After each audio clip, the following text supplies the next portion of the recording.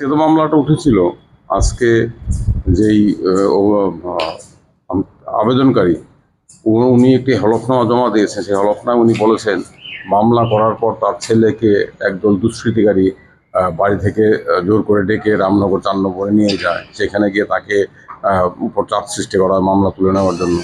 এটা আদালতের নজরে আনা হয়েছে এবং আজকে উচ্চ আদালতে রাজ্য সরকারের তরফে জানানো হয়েছে শুধুমাত্র এয়ারপোর্ট থানার ওসিকে নয়, ইতিমধ্যে এয়ারপোর্ট থানার যে মহিলা সাব ইন্সপেক্টর জৈনিক যমুনা রায়, তাকেও চাকরি থেকে সাময়িক বরখাস্ত করা হয়েছে।